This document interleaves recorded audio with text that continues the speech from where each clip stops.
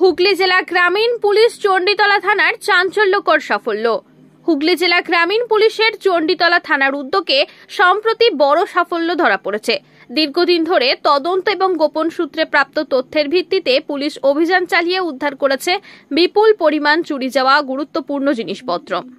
Police সূত্রে জানা গিয়েছে, এই অভিযানে উদ্ধার হয়েছে মোট 8টি মোটরসাইকেল, একটি টোটো গাড়ি, 6টি মোবাইল ফোন, নগদ 1,72,000 টাকা, প্রায় 12 গ্রাম সোনা এবং 185 গ্রাম রূপা। এই সাফল্যের ফলে চণ্ডীতলা থানা এলাকা এবং আশেপাশের বিভিন্ন অঞ্চলের মানুষ স্বস্তি পেয়েছেন। পুলিশের সূত্রে জানা যায়, চণ্ডীতলা থানার অন্তর্গত বরিজহাটি বাঁশবাগান এলাকায় এক ব্যক্তির বাড়ি থেকে এই সামগ্রী উদ্ধার হয়। সুদের কারবার করত বলে জানা যায় ওই ব্যক্তি। চণ্ডীতলা থানার আধিকারিকরা জানিয়েছেন, এই অভিযান চলমান থাকবে এবং অপরাধীদের বিরুদ্ধে কঠোর ব্যবস্থা নেওয়া হবে। স্থানীয় বাসিন্দারা পুলিশের এই উদ্যোগকে সাধুবাদ জানিয়েছেন। এই ঘটনায় আবারও প্রমাণিত হলো হুগলি জেলা গ্রামীণ পুলিশ অপরাধ দমনে কতটা সক্রিয় এবং সচেষ্ট। বিস্তারিত প্রতিবেদন দেখুন আমাদের চ্যানেলের পর্দায়। এলাকায় একটি অভিযান পরিচালনা করব। সেই অভিযানে চাঁদবাবু শেঠ নামে একটি ব্যক্তির বাড়িতে আমরা যাই এবং সেখান থেকে 8টি মোটর বাইক, একটি টোটো, কিছু সোনা ও রূপোর গহনা এবং 6টি মোবাইল ফোন উদ্ধার করা হয়। তারপর সেই ব্যক্তিকে এই সমস্ত দ্রব্যের বৈধ কাগজ দেখাতে বললে তিনি সেই কাগজ প্রদর্শনে ব্যর্থ হন।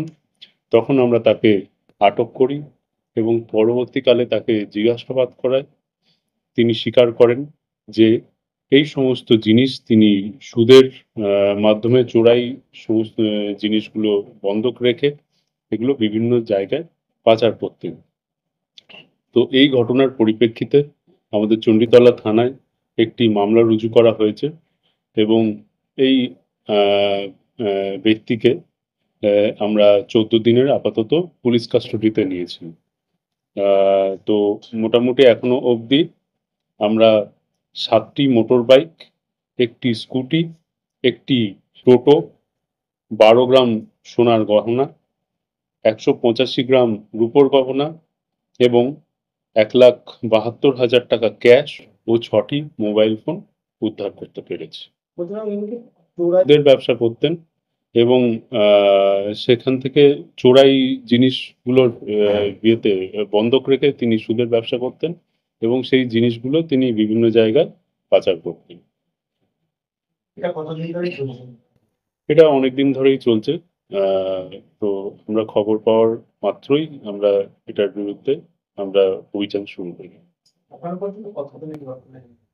এখনো অবধি একজনকেই অ্যারেস্ট করা হয়েছে, তদন্ত চলছে, তাকে পুলিশ কাস্টডিতে নেওয়া হয়েছে। তাকে জিজ্ঞাসাবাদ করে আমরা পরবর্তীকালে জানতে পারবো যে এই ঘটনার সাথে আর কেউ যুক্ত আছে কিনা।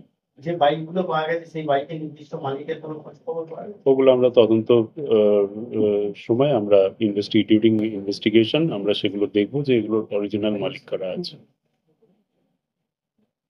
তাদেরকে আমরা দেব সেটা ভেরিফাই করার জন্য। যারা স্যাঁকড়া আছে তাদেরকে, এটা আমাদের তদন্তের ইয়েতেই পড়ে। এখনো অবধি তারা অ্যাবসকন্ডিং আছে, তো ওটা আমরা তদন্ত চালাচ্ছি।